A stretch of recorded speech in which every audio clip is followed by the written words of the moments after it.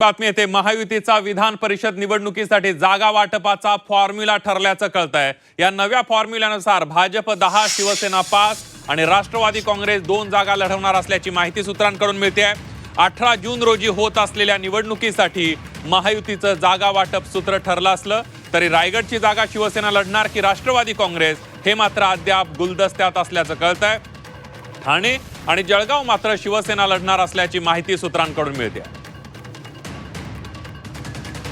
अधिक माहितीसाठी जाऊयात आपले प्रतिनिधी कृष्णात पाटील आपल्या सोबत आहेत। कृष्णात, विधान परिषदेच्या 17 जागांसाठी निवडणूक जाहीर झालेली आहे। 18 जून रोजी यासाठी मतदान देखील होणार आहे। परंतु महायुतीमध्ये जिंकण्याची संधी ही अधिक आहे, त्यामुळे सर्वाधिक जास्त इच्छुक जे आहेत ते महायुतीमध्ये असलेल्या पाहायला मिळत आहेत आणि त्यामुळेच कोणती जागा कोणाकडे घ्यायची यावरून रस्सीखेच ही पाहायला मिळते महायुतीमध्ये। आणि सत्ताधारी असल्यामुळे त्यामध्ये प्रत्येक पक्षामध्ये इच्छुक देखील जास्त असलेले पाहायला मिळत आहेत।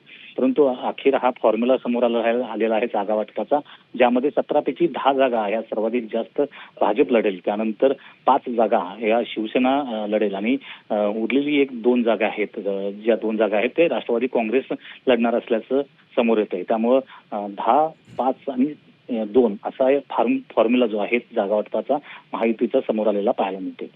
अगदी धन्यवाद कृष्णा दिलेल्या सविस्तर माहितीबद्दल।